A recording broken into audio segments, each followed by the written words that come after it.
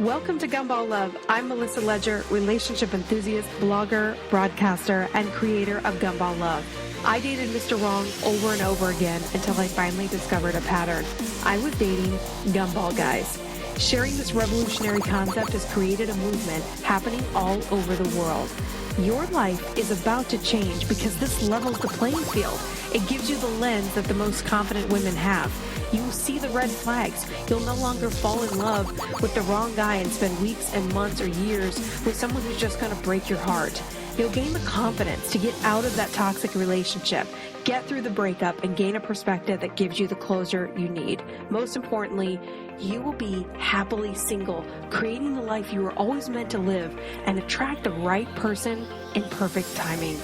Welcome to Gumball Love. I'm so happy you're here.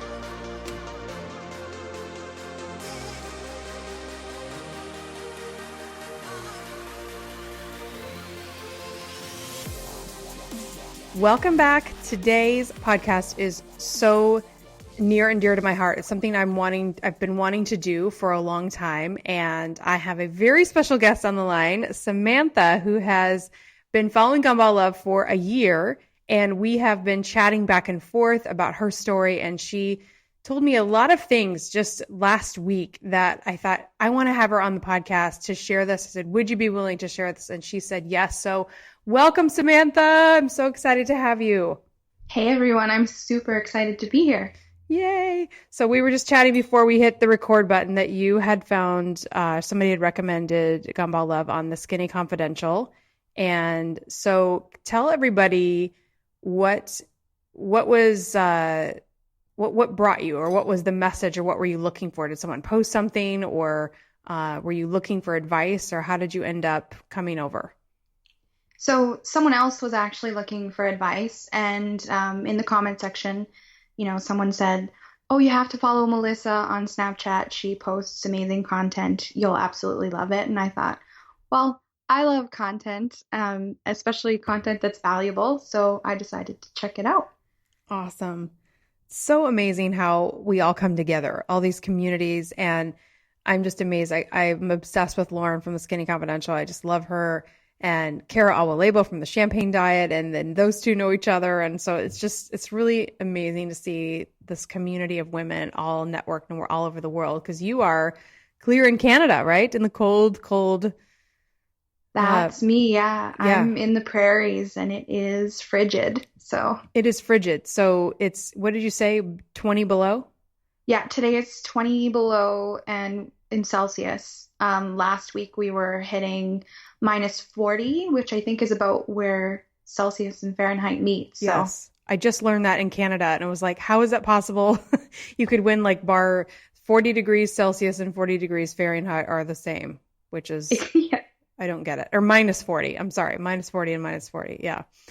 That I'd have to like see that written down to get it. So, all right. So I want to get into the good stuff, and because I know that so many people, Samantha, they have tremendous stories, and I share so much behind the scenes, like you and I type to. Sometimes people will respond to something I post, and then we end up in these conversations like you and I did. So I asked you said that Gumball Love had impacted you so much, and I asked you how, and then you told me your whole story. So can you just give us some background on where you were before and what's happened, and kind of just whatever you feel comfortable sharing? Yeah, for sure. So I think I didn't realize until I'd heard the concept how many gumball people I'd had in my life, and not necessarily just men that I dated, but friends and, managers at jobs that I'd been at. Mm-hmm. And, you get this introspection, this ball rolling where you think, wow, I've really let things happen in my life, and I need to change those things. So But you weren't aware of them, right? I think that's, for me, I always say I'm the first consumer of my own content. Like, I went through exactly what everyone hearing Gumball Love for the first time goes through. You start going back through the fence line of all these relationships, and it all starts to make sense. You're like, oh my gosh, this person was a gumball person. This person was draining my energy, and it all starts to like come together. So you do feel like, wow, why was I letting these things happen? But you also weren't aware of them, right? You didn't. One of my friends said, you don't know what you don't know, and you can't fix what you're not aware of. So I think that awareness, it sounds like for you, was like the first thing that started to happen. Yeah, it changes so much. And I think for me, it started in high school. You know, I was the fat kid in high school. We had a small group of kids in our class, and the girls, I didn't connect with them. We weren't friends. And somehow between the end of elementary school, which is the 8th grade for us, and high school, I became best friends with the girl who had tortured me throughout my childhood. Wow. I don't remember how it happened. Thinking back, I think she had a pool. So in the summers, we all went over there, and I'd end up staying later than everyone else, and we just connected. And so, you know, we were best friends, passing notes between classes. She actually ended up dating my cousin for almost 4 or 5 years. And I didn't realize until towards the end of their relationship how toxic her relationship with me was. I would give and give and give, and she would take and take and take, and I'd want, you know, anything back from her. And so, you know, hearing your concept years after we hadn't spoken, kind of made me think, oh, I see what was going on. So what conclusions did you make from that? I'm just curious, as you thought back and you applied the concept, what were the things you put together about her specifically? I think something that Elaine actually said in your second podcast episode was that, you know, you love them more than you love yourself. And I think that hit me super hard, you know, thinking back not only on my friendship with her, but relationships that followed afterwards. I suffer from depression and anxiety, which we'll get into. But I think because of that, I was just searching for something that made me feel, you know, important or special. And so she would, you know, put her quarter in, or I'd put my quarter in, we'd get the gumball. And then, you know, it just becomes this lonely and isolating experience. And it's so temporary, but it must have been exactly. I had similar. It's funny. I have actually coached 2 girls that bullied me in grade school in gumball love, came into my life later on, and it just dumbfounded me. And there is a sense of validation that you get, like, this person tortured me, this person was really mean. I don't even know if either of them really remember, but it was extremely hurtful for me. But to get the validation from that person is extremely rewarding, because it's like, okay, so it makes you feel better about all the stuff that happened, because it was so painful, yet you don't know at the time, I really shouldn't be getting validation from the abuser or the bully, but it still does feel good to get it. And so I think that's normal. I don't know that makes you getting the gumball necessarily. It's that I think you felt like you were really building a relationship with her, and you were bonding, you were actually connecting, you were being her friend. But when you look back on it, she was just taking, and you weren't really building a mutual connection. You didn't have that true intimacy with friendship. Am I right? Exactly. Or is that what was going on? Okay. That's totally accurate. And that carried through into relationships that followed. So, you know, I ended up getting out of that friendship. There were all kinds of things that were going on with her relationship with my cousin that I didn't want to be a part of. You know, it was kind of this attitude, well, if he wants to be in this toxic relationship, that's fine, but I can't take it anymore. I don't feel good, so I need to get out. Okay. So so she dated your cousin how long after high school? They were together for almost 2 years after high school. Okay. And you are how Yeah. old? Do you mind if I ask? Are you I'm 29, so I'm 29? turning 30 in August. Okay. All right. So I was just trying to get perspective on how long ago this Mhm. was. Okay. Oh yeah, I think you told me this on Snap. That's right. So, so what was your chronologically? I guess we're going chronologically. So what was your next aha moment, or as you're going back? So you were able to make sense of this relationship in your past, in your childhood, the bully, the one that tortured you, and what was next in kind of as you were putting this whole concept together? Because I think I just delivered this at a huge event at the Women's Empowerment Institute, and I think a lot of people that hear this message for the first time, yes, we tend to apply it to the men that we've dated, but really applying it to all of your relationships is going to be the most powerful, because then you really start to see how it's like you start to see how you've undervalued your worth. And when you start to look at everybody in your life, that's when it really makes the most sense. Because if we only apply this to romantic relationships, but we still allow ourselves to be abused by other gumball people in our lives, then we probably will end up with another gumball guy. Because I even say, don't go to a gumball dentist or a gumball lawyer, or allow yourself to be treated or talked down to, or let someone take advantage of you, because you're just interacting with more abusive types of behavior. So as you were looking from your past and into the present, how did that unravel? What was like your next aha moment or next relationship that you kind of pointed to? Well, so as my friendship was ending with this girl, I also had this relationship with another guy who I'd been friends with for probably 5 years. We'd met in 10th grade. So as my Okay. relationship was ending with my friend, the relationship with this guy was, at least to me, starting. We'd been friends for so long, and I'd been in what I thought at the time was in love with him. And he had, it was the same kind of thing. I'd give and give and give, and he would take and take and take. And finally, he invited me to this party his band was playing at and said, we have to talk after. And, you know, he had a girlfriend at the time. She was at the party as well. Well, he broke up with her at this party.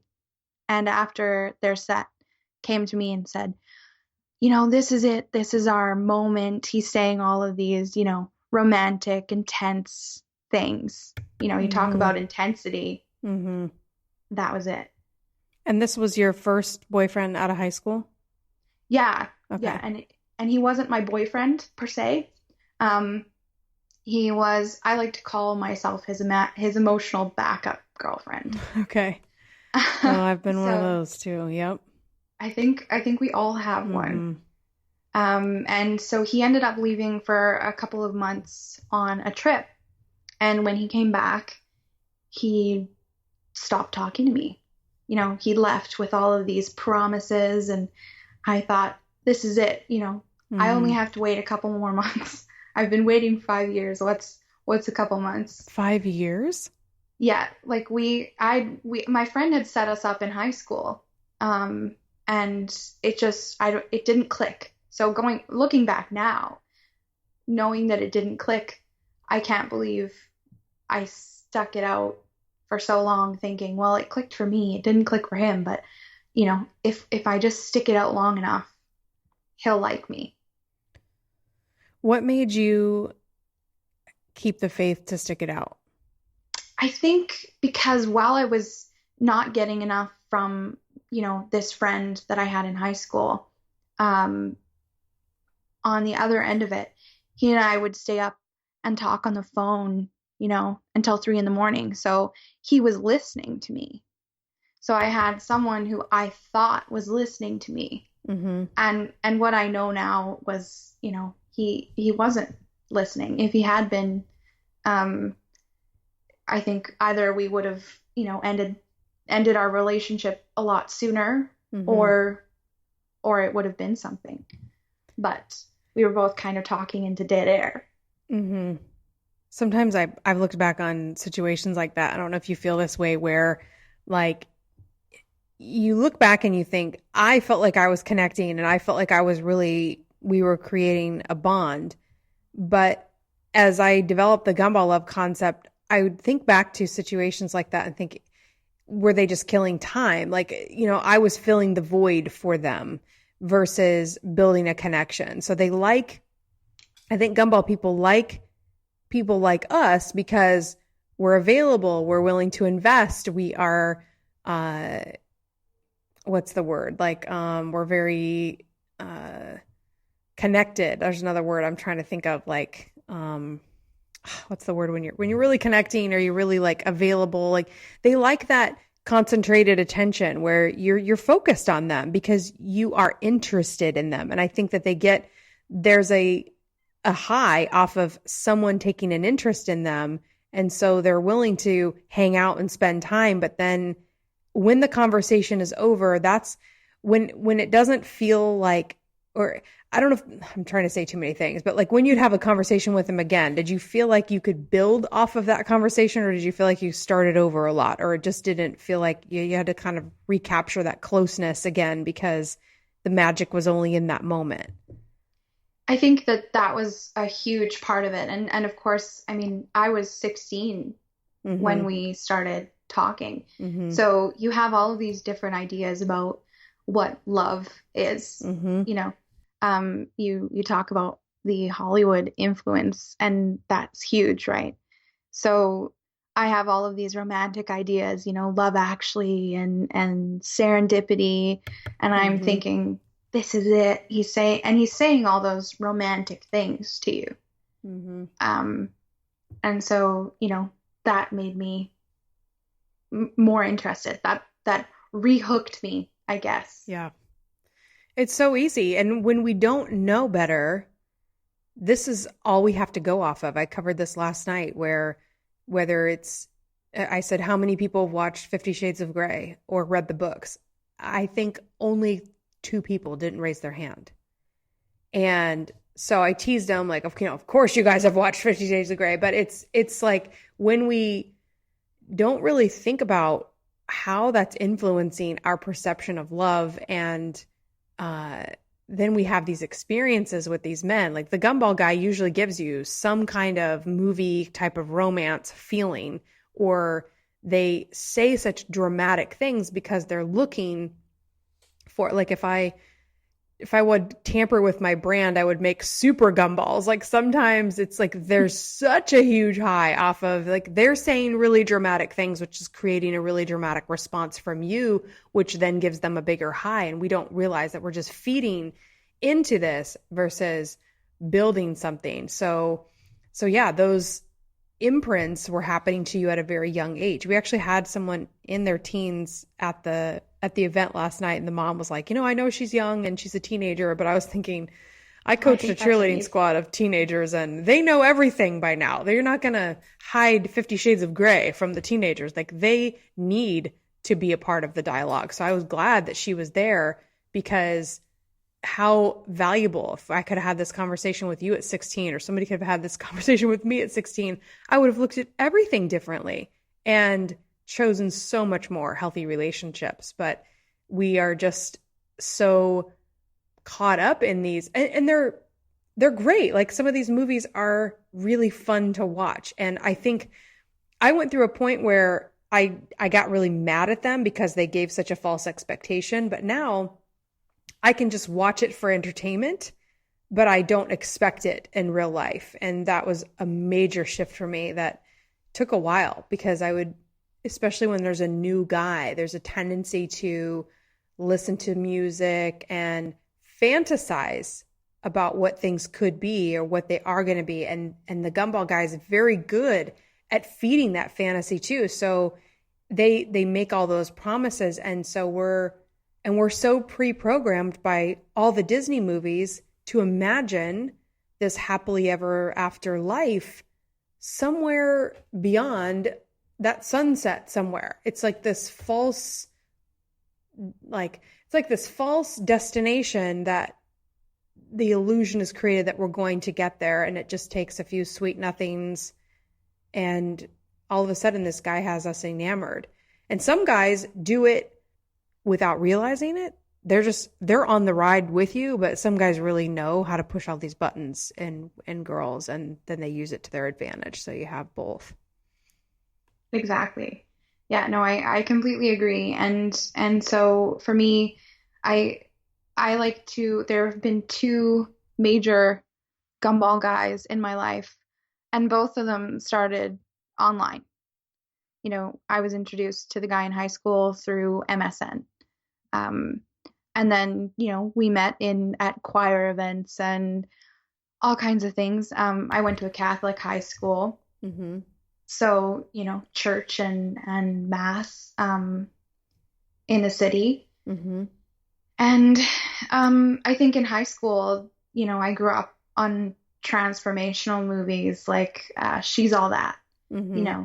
This idea that I felt like the ugly duckling, and all of a sudden I had a best friend, and I thought this guy was interested in me, and Mm-hmm. I was going to have that big walking down the stairs moment. Mm. You build those up in your head so Mm-hmm. much. Mm-hmm. That's a very powerful image. I was the ugly duckling, then your high school or your childhood bully becomes your best friend, then you meet this guy, and that is a movie in the making, right? And then then you create the fantasy ending. Exactly. Yeah, Mm-hmm. you feel like you're part of the formula. Ooh, I like that. Part of the formula. It's so true. And then it's like, anytime I've watched movies like that, you're so happy watching it. And then there's this depression that follows, because if you're in the theater or you're at home, as soon as the credits roll, it's like you're just slapped with real life again. Exactly. Mm-hmm. Yeah, the reality strikes. And so after he'd gotten back from this trip, he stopped talking to me, and I went through, grieving that relationship, that closeness, while I was also grieving, a 17-year-long friendship. Mm-hmm.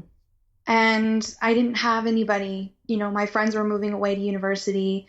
I had chosen to take the first year after high school off. Mm-hmm. And so I just kind of, sat around wallowing in my loneliness. Mm-hmm. And he called me one day, just completely out of the blue. And he knew that I'd been saving money. I'd been working 70 hours a week to save up for university. And he asked me to pay his rent. Oh my gosh. For him and his girlfriend. Oh no. And I remember that day just thinking, you know what? I've been walked all over for the last however many years, and this is not cool. Did you pay the rent? Please say no. I absolutely did not. I told him thank God. to never talk to me again. Oh. Yeah. How long had it been since you talked to him? 3 months. 3 months, and then he's like, hey, can you pay my rent for me and my girlfriend? Yeah, 3 months of him ignoring me, and his initial response was, well, I'm going through a lot of things, and I just couldn't reach out. Okay. Yeah. But you have a girlfriend. Mm-hmm. So yeah, so I ended that right away, and I ended up writing him this long email, saying, I was in love with you. Mm-hmm. And you used me. Mm-hmm. And I just need you to know this, and never do this again. I feel like I who knows if it did anything. I haven't had any interaction with him since. Well, I have written letters like that, and I think the thing is, they don't have the depth to appreciate. It's sort of like casting pearls before swine. You pour your heart out to someone who isn't willing to invest. And so, like, as a rule, sometimes when I'm now, like, I had a instance happen totally unrelated, but I was really angry at these two people. But I knew like, I was mad at something they said. It was very insensitive. And I just wrote a letter, and it was about a very serious subject. But I knew that if I actually said something to them, it wouldn't have resonated, because they are not where I am. They wouldn't understand. And so it just would have actually been really hurtful, because I've written letters like that where the response is just awful because they just don't have the bond. Like, you had a bond, you were secure, you were in love, where his experience, I would be willing to bet, even with the next girl, they can't fall in love. They can't have those deep feelings. There's trauma. There's something that makes them unable to attach in a healthy way. And this gets into where you have all the psychological ambivalent attachment, or there's a lot of attachment disorders where they can't make that connection, but they appear that they're making that connection sometimes. And so when you write the letter, I always caution people, like, make sure that I'm glad he didn't say anything to you, because you know what I'm saying? Because it's like your message was so heartfelt, and he's like, can you pay my rent? You know what I mean? Like, it's just so, he's on a completely different page, and now you can see it so clearly. But for anyone listening, don't write a letter to someone who doesn't really see you. You know what I mean? Because sometimes if they do respond, it just crushes you, because you're like, how can you not see me after everything we've invested together, after everything we've been through, look at all these years you spent talking to him. And then he's so, just like goes 3 months and just thinks, oh, I can just ask her for money. It's just, yeah. Exactly. And I think that's the exact same advice that I would give now. Mm-hmm. You know, looking back, writing the letter got a little bit of my anger out, but if he had answered back, you know, there were two things that could have happened. You know, total devastation, or I would have gone back to the same old. You know, I would have thought, oh, well, what a heartfelt apology, and I'll just leap back into this absolute mess. Yes. So was that it for this guy then? Did you move on from him entirely? That was it. I moved on from him entirely. I started university.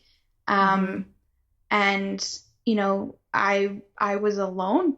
I didn't have a lot of friends. So it was kind of starting from scratch. And I had this opportunity to really examine the people that I allowed into my life. Mm-hmm. And so, you know, that's been part of my journey as well, is after those two relationships and that heartbreak at 20, I was this new person. You know, I had a little bit more introspection. Mm-hmm. Not enough to save me from the next gumball guy, but in terms of friendships, you know, I was able to surround myself with people who cared about me. They cared about what I was saying. They cared about what I was doing in my life. And I ended up going through a really bad depression. Probably I was about 23.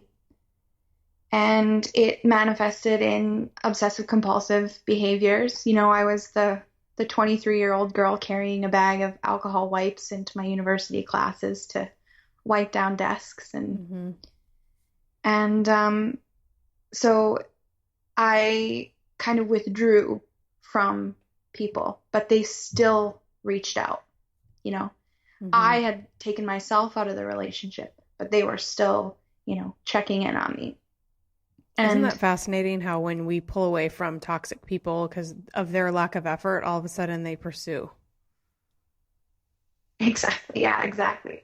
Yeah, I have found like it's almost like they're saying, no, come back and give me attention. I miss the attention you're giving. So they give just enough to get you to come back. But when you became aware of that, early on. So you're only 23 and you already started to prune the bad relationships out.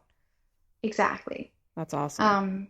And when I built myself up this great friend group, and I had started seeing a therapist, it was this transformational year where I kind of thought, well, maybe now I'm ready to let someone else in.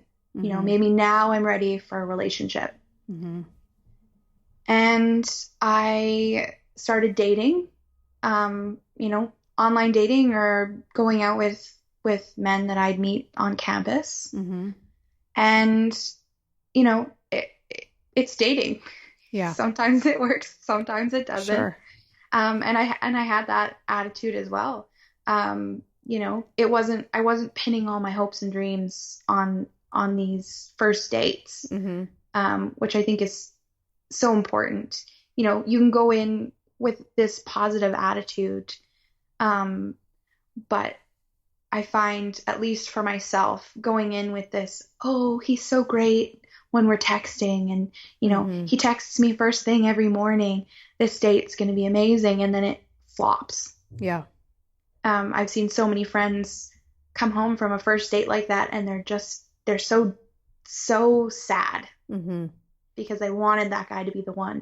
And I think for me, that's it. That's what dating is. You're trying to find the person that connects with you, but also who connects with your life and your lifestyle. Right. But there again, that fantasy is playing in the background of, it's funny how even as common as online dating has become, there's almost a built-in fantasy component because we're not meeting them in real life initially. And so there's I don't know why. I know that dating apps are getting better at video, because I think video would make everybody look much more real, which I know that that's starting to come in to the dating apps. But somebody can take this amazing picture, and so here's the best pictures I've ever taken in my whole life, and they post their best pictures they've ever taken in their whole life. And then the longer you draw out this texting relationship, because most people will text and not call,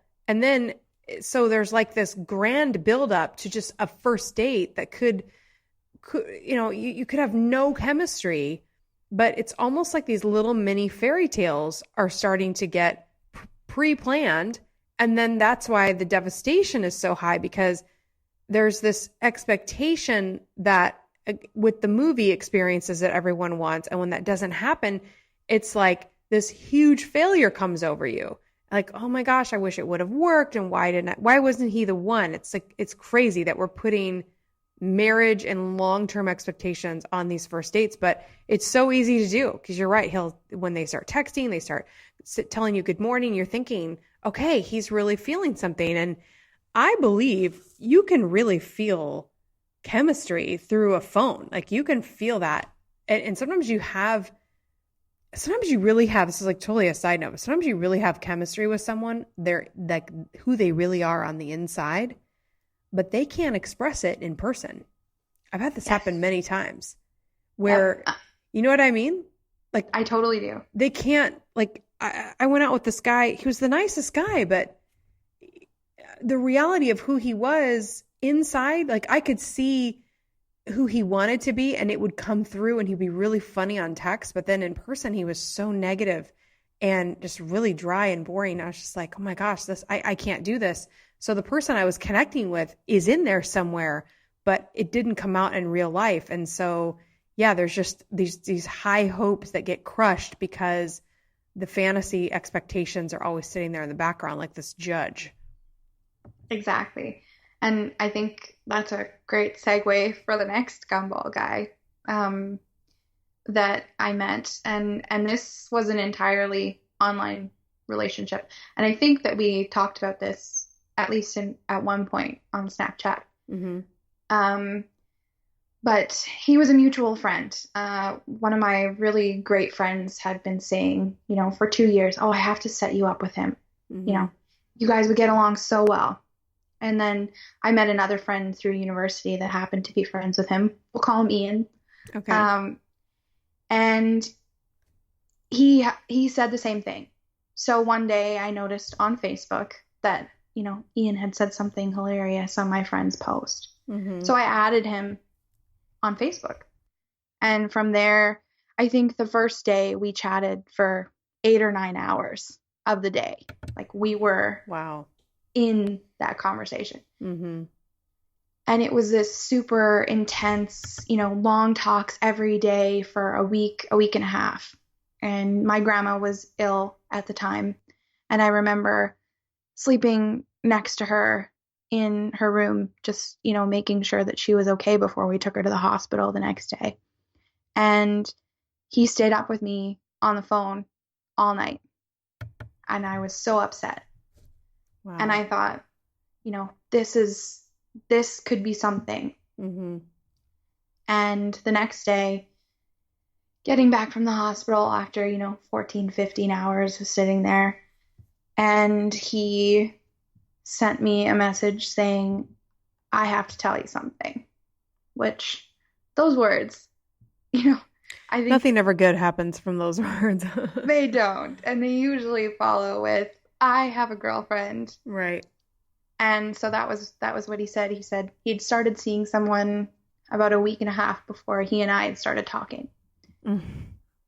And I didn't have enough value in myself at the time to think, okay, but if you think that we could be something, you have all the choices here. Right.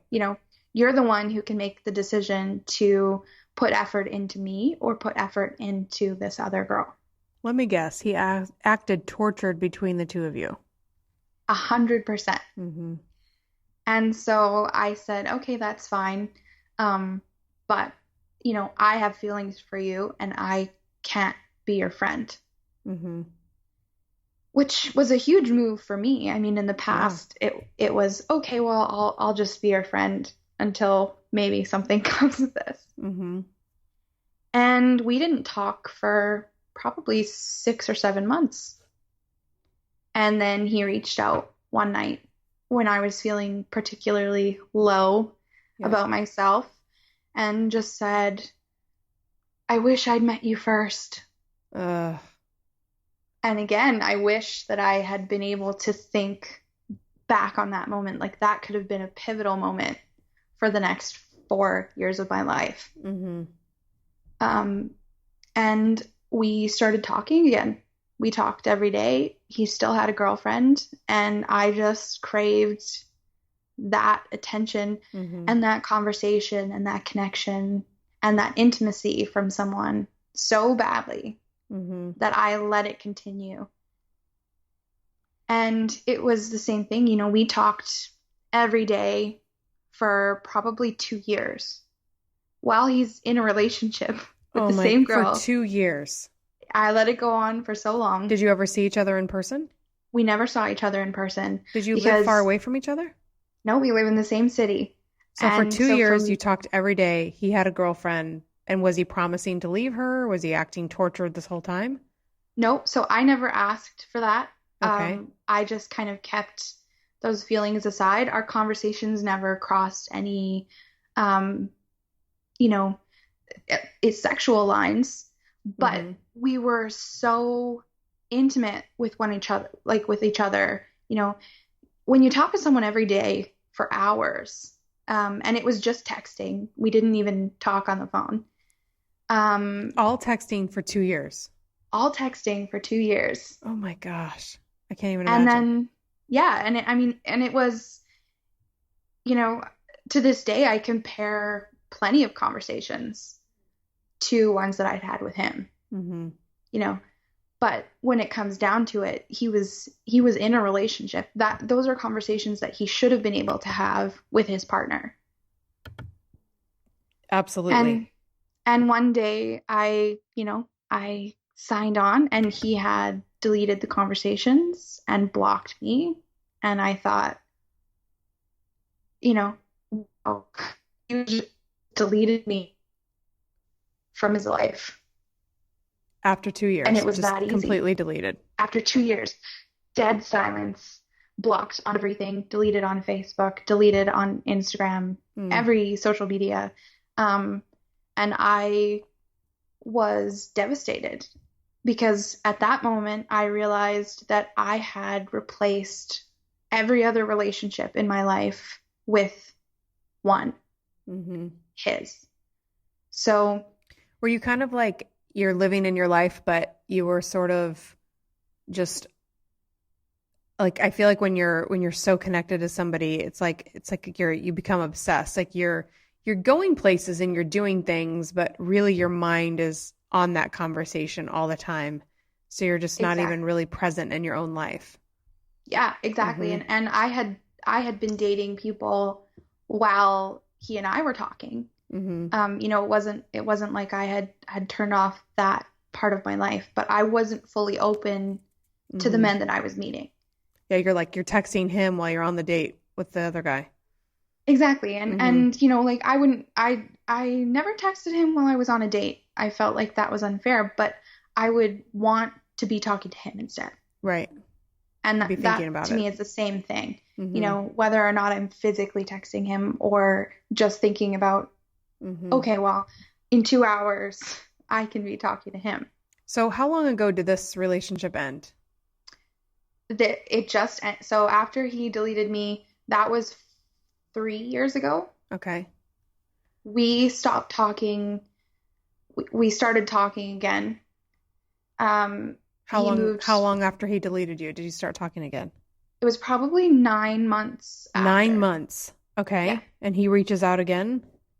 Yeah, he reached out and I thought, okay, meanwhile, I have this inside, this seat at the relationship show because I'm friends with a bunch of his friends. I'm hearing all about their relationship. They know I've been completely honest, the whole time with them, at least for those 2 years. I'm in love with this guy. We talk every day.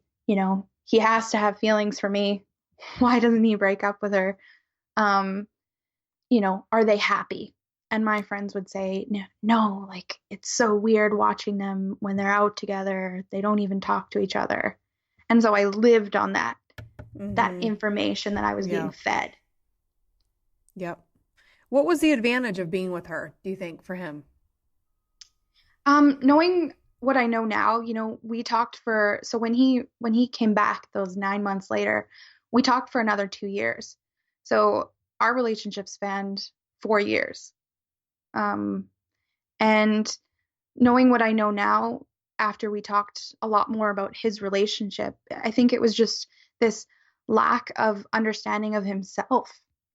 He was a serial monogamist. He'd been in long-term relationship after long-term relationship, and he molded every decision that he'd ever made after these relationships. He'd never made a choice for himself. So he Okay. was So he was with driving her her like out around. of security, like she was providing some kind of security. Exactly. It Okay. was a security blanket and convenience, Mm-hmm. and this fear of having to live life on his own. Mm-hmm. So you talked to him for 2 years. You took the 9 month break Yeah. and then another 2 years. Yeah. And you were And dating, but did you ever end up in a relationship in that past 2 years? the longest relationship that I was in the 2 year period was this guy that I'd met uh, through a grad program, and we saw each other for probably 3 months. Mm-hmm. But and we had great conversations. I mean, we'd go out for hours and sit and talk. And I thought, okay, well, but I wasn't feeling that spark. Mm-hmm. And I thought I should just force this. Mm-hmm. Well, you can't, you know. Right. Um, Right. you can't force a spark. And Right. so eventually that fizzled out. And looking back now in the year, so Ian and I stopped talking 2016. It Mm-hmm. was the spring of 2016. And at that time, I had just quit my job. I'd graduated about a year before. and I was working in retail because I couldn't find a job in my field. Mm-hmm. So I was feeling down on myself. I thought, well, I can't get this guy. I hate my job. I can't Mm-hmm. get a job in my field. And you start hating yourself too. Yeah. You see it as this failure of self. Mm-hmm. And so I decided that the right choice for me would be to pack up all of my stuff and move 1,600 kilometers away to the coast in BC, which I know now was me running away from my problems. To the coast of where? I'm sorry? British Columbia. Okay. Oh, BC. Okay. Yes. Yeah. Okay. So I moved to Victoria. Okay. I had family there. Mm-hmm. So I was house sitting for them while I looked for work. Mm-hmm. And I was totally alone. My family was away. Mm-hmm. And I thought, okay, well, now that I'm here in this silent, jobless place, I have all this time to think. Yeah. And you start thinking, and Ian and I were still talking at that time, but it was so empty for me. I needed more, and I wasn't getting it. And that's when I realized I'm not getting what I should be getting out of this relationship. How did you realize that? I think it just came from, I'd be sitting in a dark room crying because I missed my parents who are still back in the prairies. Mm-hmm. And I missed my friends. And these conversations with him would feel so empty. Mm-hmm. They were just words on a screen. There was no action behind those words. Mm-hmm. You say how much you care about me and what a great friend I am, but you're not willing to see me. And we've placed ourselves in a situation where you can't, because this entire relationship is built on a lie. Mm-hmm. We're hurting someone else. Right. And that started to weigh on me a lot more.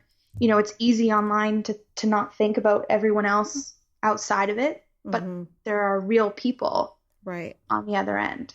Yeah. So just in the interest of time here, I just want to make sure we get, because I know you had a very serious part of that got my attention, where you were, you made the big move, you felt alone, and then you kind of spiraled down, right? I did. So I was only in Victoria for about 4 months. And at the end of that 4 months, he and I had this big talk where I said, I love you. And it was a different love from that love I'd felt in high school. But I can't do this to myself anymore. I'm so depressed. I hate myself. I hate everything that I've done to myself, that I've done to your girlfriend. And for those last 2 years of our relationship, I'd been lying to my friends. As far as they knew, we hadn't been talking anymore. Oh, wow. So this was totally your secret. No one Yeah. knew anything. Exactly. Wow. And so I realized then that I couldn't be in BC anymore. I was depressed. I was at that point verging on suicidal.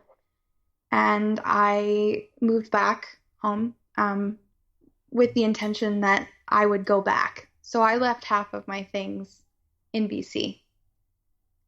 And I moved back home into my parents' house, which made me feel like even more of a failure. I'm 26, almost 27 at the time. And I think to myself, well, you don't have a job. You haven't been able to get a job. You've applied for 3 jobs. And you've had 4 interviews. And no one wants you. So I reached out to my doctor, who prescribed me some antidepressants. And they say to you, be on the lookout for, symptoms, such as feeling suicidal. And I thought, well, I'm already there, so it couldn't possibly get much worse. Which seems so crazy that an antidepressant would make you suicidal. That's a huge problem. It's a whole nother conversation, but I just feel like that is absolutely I mean, I'm sorry, but if death is a potential side effect, then I'm not going to, why is this being prescribed? But you took the antidepressants, and what happened? It got worse. Like how long did it take for it to get worse? This one wasn't an SSRI, which means it doesn't have the same effect on the brain as a lot of antidepressants. So Okay. for me, it was within 2 weeks of taking this drug, where it felt like someone had turned the depression down, but they'd turned the anxiety all the way up. Oh. And so I would shake. Someone would slam a door and I would jump. And I remember my mom saying to me, "You need to go see someone, like this isn't right." And I remember screaming at her, "You have no idea what it's like to live in my head right now." And I think that was the moment for me where I knew if I didn't do something right away, that I think looking back on it now, 2 years later, out of it, I think that could have been the end for me. And so I reached out to an emergency services psychiatrist.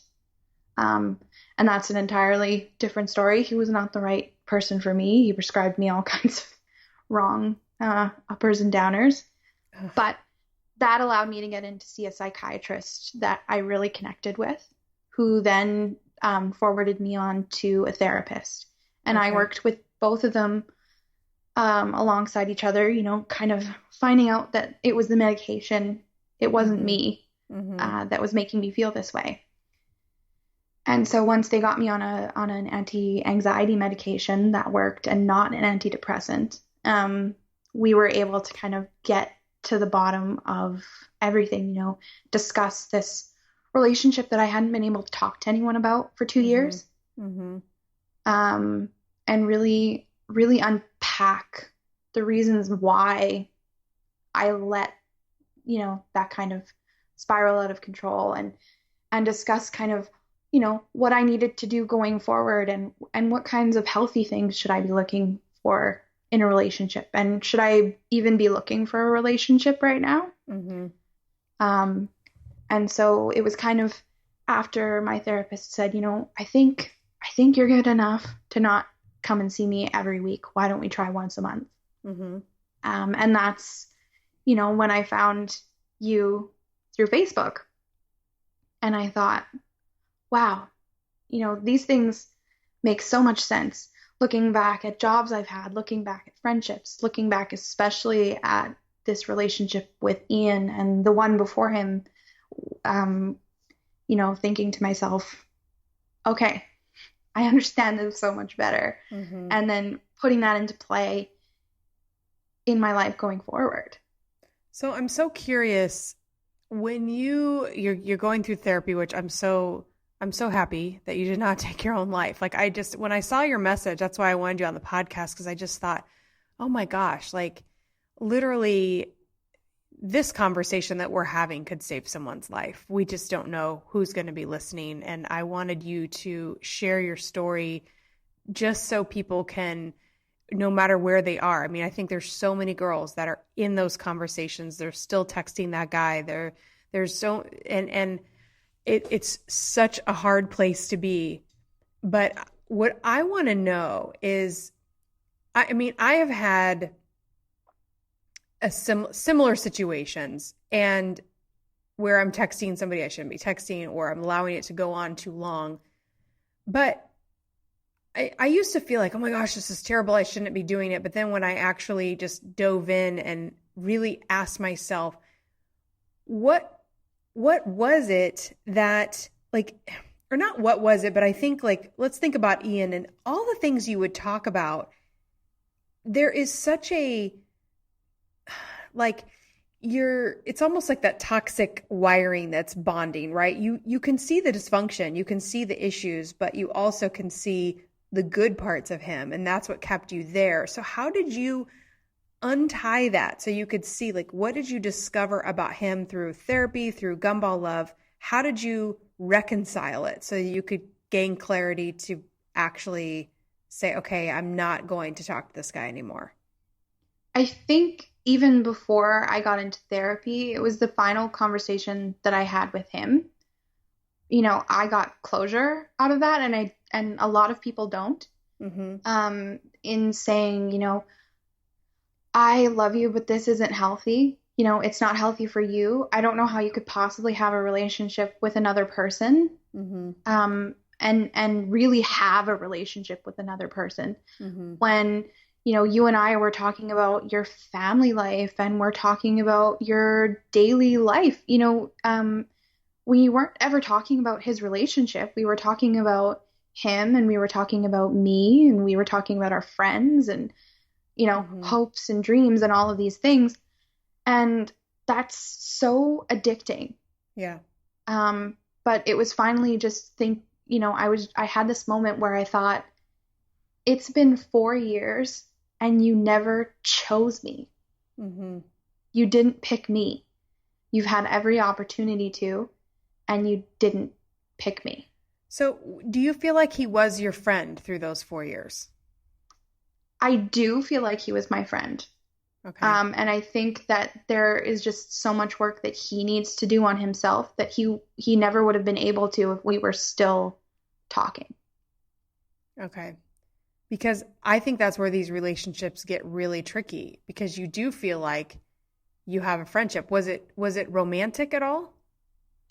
It wasn't until the end, where he was admitting all of these feelings that he'd had for me, how unhappy he was in his relationship, and that was just in the last month of us talking. And I think for me, it was just realizing I can't believe I've let myself do this again.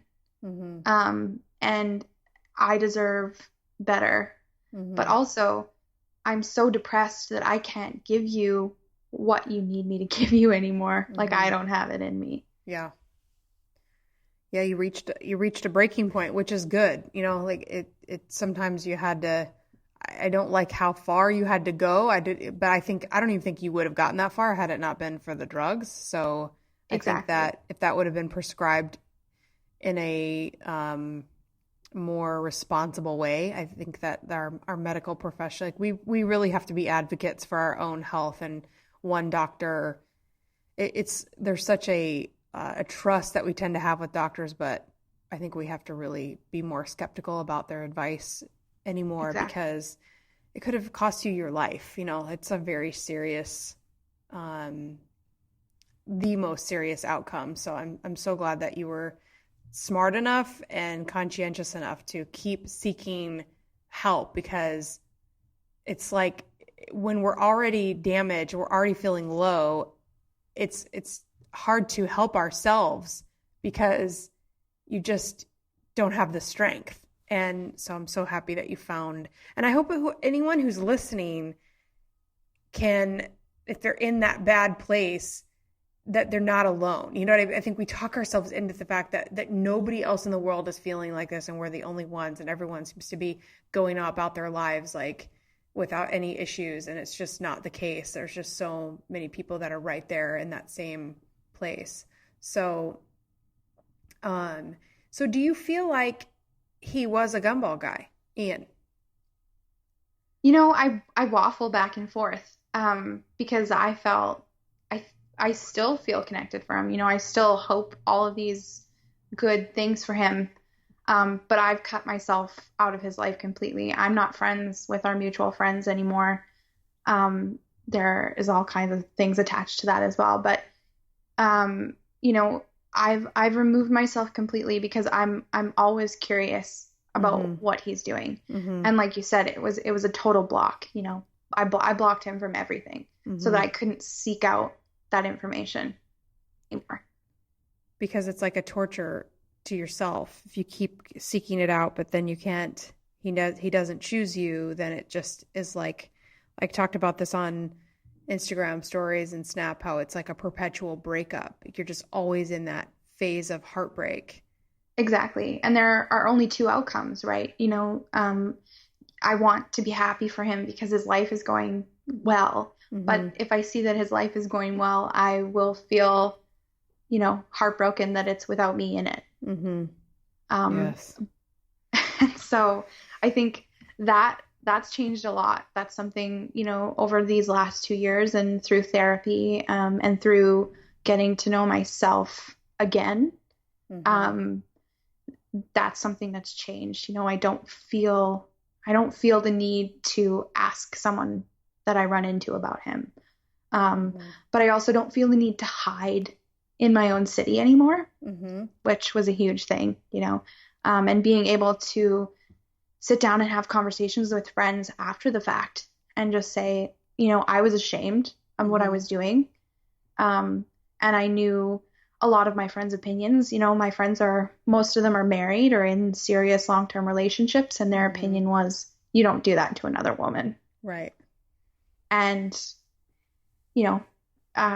I can only carry that guilt around for so long. Right. There were two of us making decisions. So I had a friend come to me she's in a situation where she's seeing someone who's married and she's in a relationship, and she was like, I thought you were going to judge me. And yes, people will judge, but I think it's important that, and she was afraid to tell me because she thought, oh my God, you do gumball love, Melissa. And I just said, the most important thing is that you're going to judge yourself. I said, you're tormenting yourself enough. I don't have to say anything. But it's most important that you can keep dialogue open with people as you're going through something like that, so that you don't get yourself into the weird, dark place. Because when you tell no one, then it's like all of the demons in your head can win the war in that conversation in your head. And it can really, it really helps so much, even talking to a therapist or anything. I mean, there's so many free options too, but I think saying it out loud, writing it down, but being able to talk to people is key, and admitting, hey, I'm ashamed, I feel bad. And if the people are going to shame you for it, those aren't your people. You know what I mean? Exactly. Like you got to be like, yep, I feel ashamed. I get it. It was wrong. I moved past it. And then the right people will be like, okay, well, I'm glad you moved past it. They're happy for you. And some people aren't judging you because they want to put you down or make you feel bad, but it also can come from a place of love. Like, you got to knock it off. You got to get yourself out of the situation. So I think there's a time, and we have to be very careful how we choose those people. Like, if I'm in that situation, I'm going to tell maybe one or two of my best friends, my mom and sister. Like, that's it. I'm not going to tell very many other people because they aren't safe. Their response may hurt me more. And so I have to make sure that I'm talking to people that have my best interest in mind, even if it's just one person. So. Exactly. I think that is so important, just to keep that in mind. If you've surrounded yourself with people that you trust, there are always, one or two of them that you can talk to. And that was all that I needed. Mm-hmm. I didn't need this giant group of people to talk to. I needed one or two people, and that I could have a face-to-face connection with. Right. Because at that point, that was something that I'd been craving, So how do you feel today? Fast forward 2018. How is Samantha today? I am having the best year of my life so far. Yay. I think, yeah. I think coming to this realization that I'm fine right where I am. I think a lot of times in the past, I let people kind of, pressure me into dating. They're saying, oh, well, you're 29, you're going to be 30 soon. You should get a move on. Mm-hmm. Well, that's not how I want to live my life. But in the past, I'd let that weigh on me, Well, I guess I'll go on these dates. Mm-hmm. But I wasn't ready for it. And so now I'm just living my life the way that I want to live it. I have so much more confidence in myself after I started seeing a therapist and realizing, that 4 years worth of rejection and then all of the job rejection on top of that had made me think of myself as not smart enough to get the job, or, I wasn't talented enough to do anything. That's the thought process that I'd had. Yeah. I was able to climb out of that And within a few months, I started at a retail position with a group of people that I really loved, and knowing it was a transitionary thing for me. It was a way to make money and start my freelance marketing business on the side. And 2 months after I started there, it might have been 5 months after I think, whatever, timeline. Sure. Several months after I started at the retail job, I ended up getting a full-time marketing coordinator position, which Awesome. is what I'd been working at for so long. And it was this validation that kind of, pushed the ball rolling down the hill. And I gained all of this momentum. I started creating my own courses, and right now I'm working with 4 different small business and corporate level clients to go in and kind of teach them how to do their digital marketing and ad strategy and all that kind of stuff. And that's something that I never would have been able to do 2 years ago. Mm-hmm. And it sounds like this is what I feel like happens I could just see this in your whole story when you messaged me. I was like, I could just see there was so much more behind your story. And I've experienced this as well, where when we have been so low with a guy and we've been so consumed by a relationship, and we finally see a little bit of light, and we finally all these people around us are so tempted to say, well, are you dating somebody? And I have realized those are the most insecure people. The people that are fixated on your relationship status are the last people we should be taking advice from, because the happily married, healthy couples will tell you, if it ain't right, don't do it, because they know how difficult it is with the right relationship. So they're never going to just be pushing you toward any relationship. The sense of urgency is on their end is, I need you to be like me so I can be more comfortable with myself. Because if you're not like me, then that makes me feel uncomfortable. It's just like the person who can't stand when they're drinking alcohol and the other person isn't. It makes them uncomfortable. They need you to be as drunk as them so they can feel comfortable. So when you kind of see that and you say, like you said, this isn't the life that I want. Like now, real Samantha is forming. Like who you really were underneath is coming through. Now you're doing all these new things. You're lighting up. Your frequency level is increasing. It's like, okay, now you're becoming who you really are. And I don't really understand how that works necessarily, because I feel like there's this person that's always been in there. At the same time, the transformation that happens, you become completely different, but it all came from what was there. The seeds were there. Maybe that's what it is. It's like the seeds were there, but they never had a chance to really sprout and grow and see the light. So now you're just like, if you're like at that sprout stage where you're just seeing the sunlight, you need some time to soak all that in and really see who you are at the fullest expression, because that is where you want to be when you meet the person you spend life with, like long term. Because if I'm meeting somebody at the sprout stage, I don't know what they're going to become. I don't know what I'm going to become. So we may not be compatible. But if you give yourself some time to grow and then become who you really are supposed to be, then I've just realized this in the past even 6 months, that I'm becoming so much more comfortable in my own skin, that now the right man for me is becoming more obvious. Like I know now really what I need more than ever. And it's because I've pushed myself out of my comfort zone and allowed myself to grow. And so look at all the growth you've had just in the past couple of years, to where you wouldn't even recognize the Samantha from 2 years ago. Exactly. And I think that's what has connected me to you in the last 6 months as well, is I've seen that growth in you with dancing and even just your daily snaps. You're coming more into your own, and to kind of recognize that in myself as well is this really powerful thing. It's very powerful. And I think, Samantha, it's so hard for women to give themselves the chance to do it.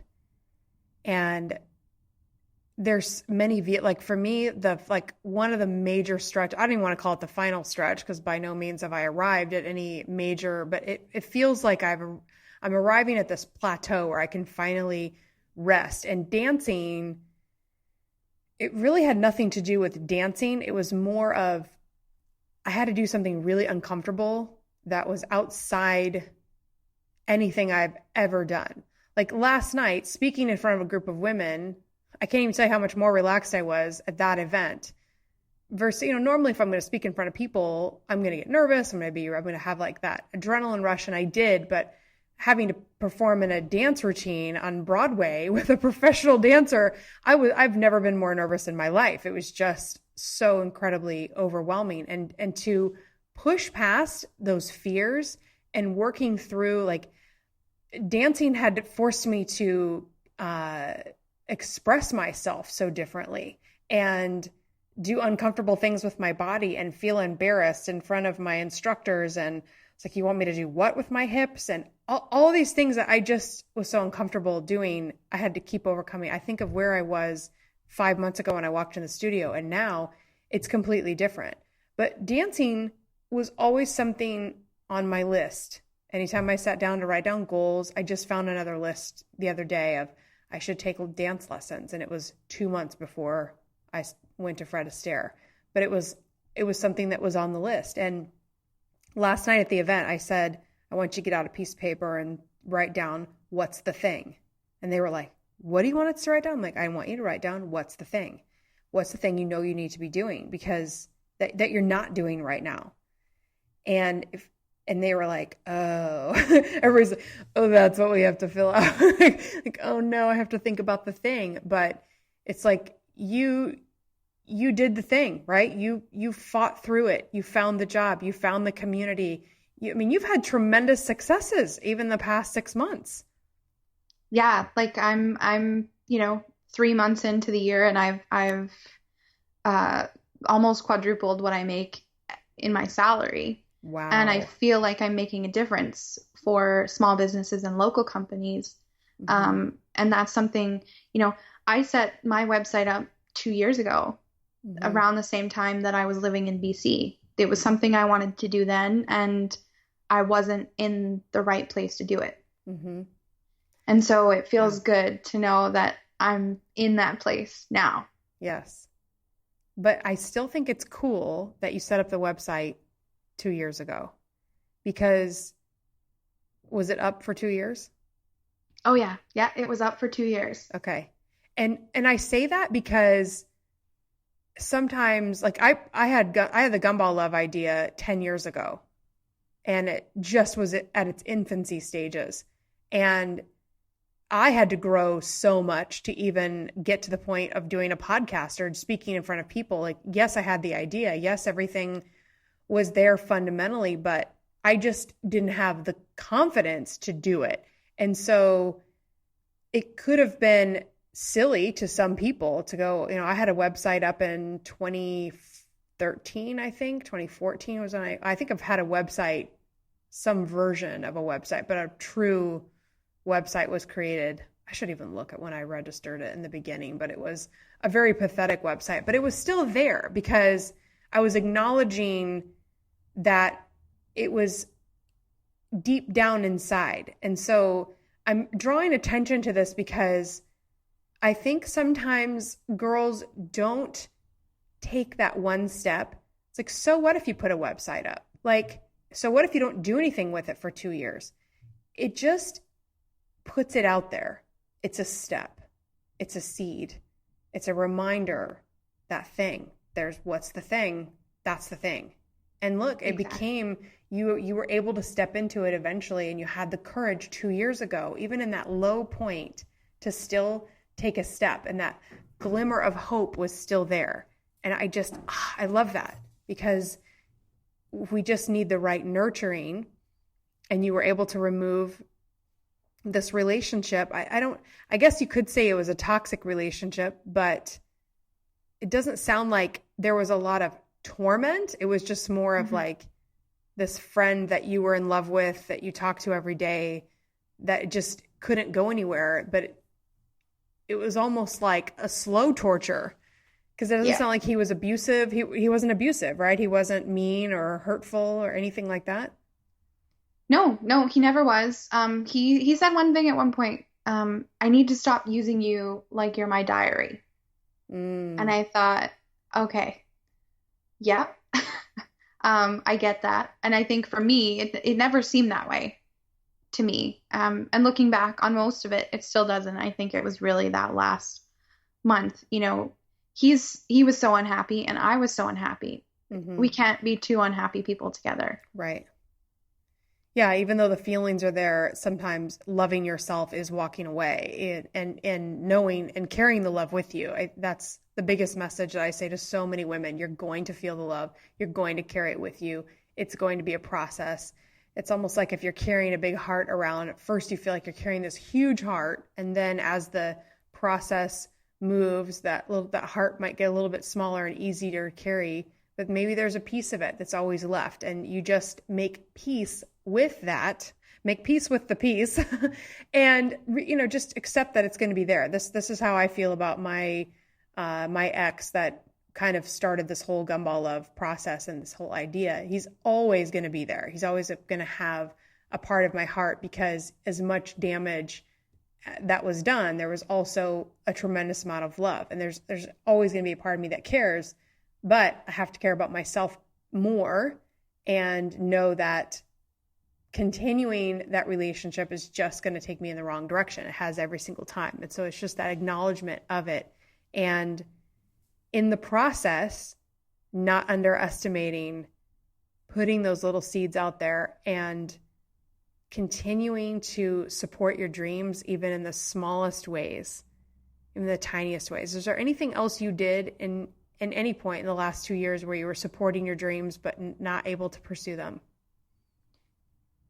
I think for me, the last 2 years have just been learning that I'm strong enough to do things on my own. You know, you have someone like that in your life and you feel like, if I lose this person, I can't go forward. You know, like, who am I going to talk to at the end of the day? Or what if this happens? And you base everything on a situation. So I think for me, and like dancing with you, I mean, getting my business off the ground was that thing that I wanted to do.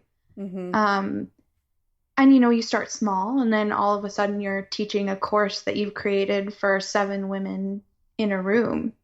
And that's something that I never would have been able to do, that public speaking. And then the other thing for me is music. I play guitar and I sing, but I don't do it on my own in front of people. Okay. And so that's what I'm working towards now, is doing it on my own. You know, if I have the confidence to stand up and teach people, then why can't I get on a stage and sing? Absolutely. And just think of the girl that is able to do that, like, just like I had to get on the stage and dance. It does. I wish I could say, yeah, you'll build up enough confidence, and when you walk out there, you're going to feel really comfortable. But chances are you are not. You're going to be like, I mean, I had to stand back. I had to stand on the stage when my the other students were performing, because if I went backstage, it would make me freak out. Like, I was like, okay, I have to be on the stage, because hearing the music backstage was just literally like, I couldn't take it. So I had to, as long as I stood on stage, I'm like, okay, I know that there's 5 other performances before mine. And then I was doing lunges. I was just getting the energy out. And I saw one of the professionals do push-ups right before he went on. I was like, see, even at his level, there's still nerves, but the nerves and the adrenaline is what makes your performance so much better. So you start to realize, okay, I'm using these things to my advantage, and you start learning these things about yourself. And it's such an amazing rush, and it's a high, and you're just freaked out. But at the end, we had such a celebration, and there's tremendous confidence that comes with that kind of achievement, that just, I keep using this word stratosphere, but I just feel like it just launched me out of that low frequency. I can never even imagine talking to a gumball guy again, or even entertaining a relationship, because I just don't even relate on that level anymore. But it took so many risks and so many times stepping out when nothing seemed to be happening. And that's,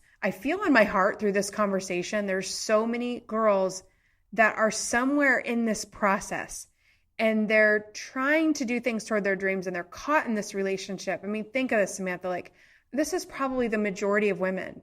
They're somewhere in this. They may not be talking to a guy in a relationship, but they might be, or they might be talking to the guy. There's all these like forever texters out there, because to get the text, to get that acknowledgement, to get that support. I mean, really, when you think about it, you and Ian were offering each other friendship. Mm-hmm. Yeah. I mean, that's what you grew to lean on, but it became an all-consuming friendship. And especially when you have romantic feelings that they're not reciprocating, you're just like, I don't care what I get as long as I get something, because you just want them. You just want to be in their life. You want to know what's going on. Like you said, you're always curious. And so I think this conversation is so important, because this is the reality of what it's like to manage it. There are no 10 quick tips to overcome it. You know, like I always laugh at these articles and these magazine covers. It's like, it's so much more than that. And we're ripping ourselves off to think we can quickly Band-Aid over these things and move on, or just date somebody new and think that it's going to end. Like, you have to have the courage to go through the process like you did, to go to the therapist, to work through it, to make sure you're on the right medications and talk to experts, get second opinions, make a big move. You know, you moved, I don't know how many, 1,600 kilometers. I don't know how many miles is that? Everybody in my life is everybody in my life is on the metric system or Celsius. I feel like I'm the only Fahrenheit person. But anyway, like all of those things, I always just feel like, as I look back to as you were talking, I was thinking about parallels I was making with your story and things that I changed, or things that seemed small were really important parts of the process and parts of the steps. And if I just could have had somebody say like, hey, you know, buying that poster of New York City and putting it on your wall is something. Exactly. It's not nothing. You know what I mean? Like, it means something. So allow yourself to do the little things and the big things, and really, like, the term loving yourself, that's where it is. It's like, be happy with those things and be like, good job, me. I bought a coffee mug, or I cleaned out my whole closet, or I donated a bunch of stuff and I'm clearing my space, or I organized whatever, or, you know, whatever it is. Each part is so important, because if we don't recognize it, we start to feel like we're not making any progress. And that's where that hole gets dug, and it just gets deeper and deeper. Exactly. Yeah. And I would say trusting yourself to overcome the fear as well. That was a huge thing for me, because it's terrifying to do things that you want to do, you know, because you have in the back of your mind, well, what if I fail? So what if you fail? Everyone fails. And knowing that you have people, even if you think that you don't, even if in the back of your mind that little voice is saying, no one's going to listen to you, no one's going to talk to you. You do. You have so many people who are willing to listen.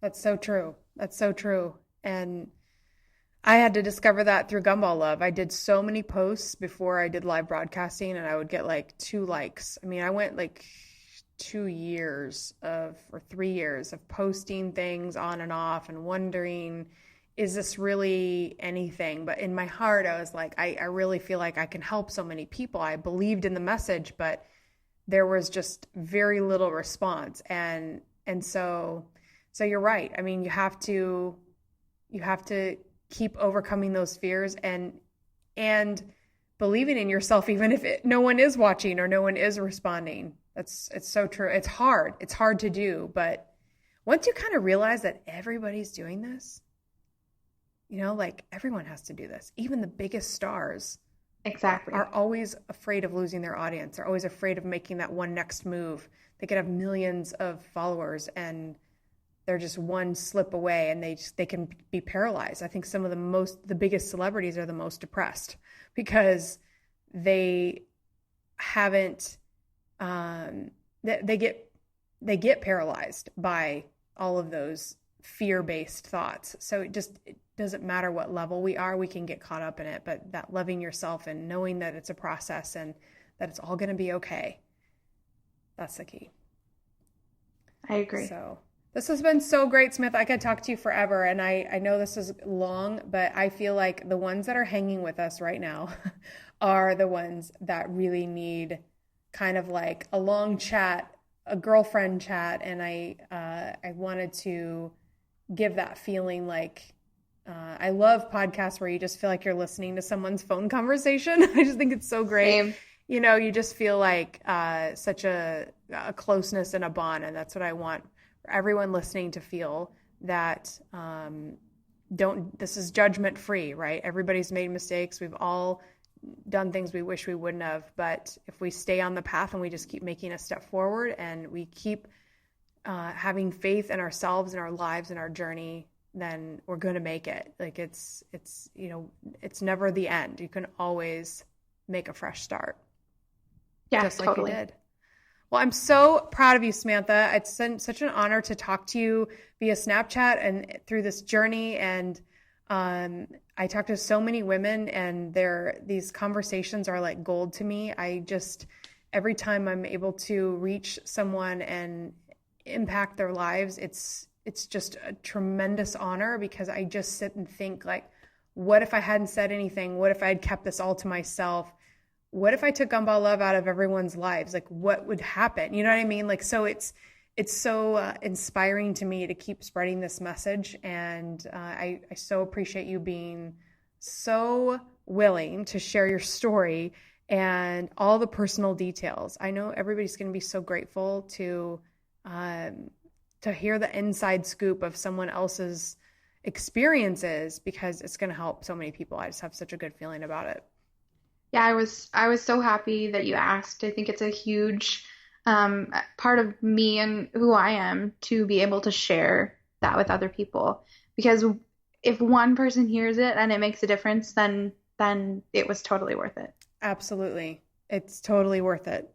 And I think there's going to be thousands that hear the story, and so many can relate. I can tell you that just a handful of women that spoke after my presentation last night, they're going through very similar situations. And so it just helps. It's going to help people organize their thoughts and feel more normal and take the steps that they need right now. So thank you so much, Samantha. I think we're almost at an hour and a half, so we probably should stop now. But is there any final thoughts, anything else that you wanted to share?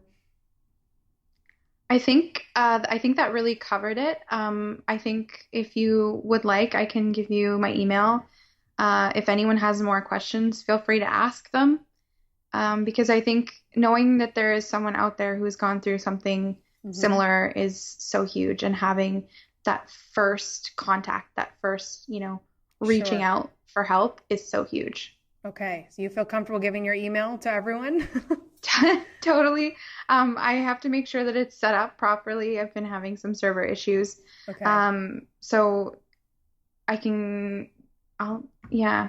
And I can put it in the show notes too. So yeah, if you I think give probably it let's put it in the show notes, okay. And I'll send it to you after. Okay. That is really amazing of you to open yourself up to communicating with girls in similar situations. So I so appreciate it. And thank you so much for taking the time. This is life-changing, and I feel so fortunate to have a girl like you in this tribe. It's an honor. So thank you so much, Samantha. And thank you. Absolutely. Thank you so much for listening. If you like this episode, can you do me a quick favor and leave a review? I want to know exactly how this resonated with you and any aha moments you had. Also, your review helps the success of this show, and it will put it on the radar of someone that may never have heard of it otherwise. If you would like more information or a private coaching session, visit gumballlove.com or send me an email, melissa@gumballlove.com. Remember, focus on creating your best life. Spend time only with those who treasure and cherish you, and know that you have already arrived at being enough. I'll leave you with my favorite quote by Henry David Thoreau.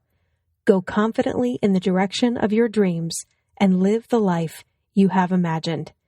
Until next time, I love you so much, and I'll see you soon.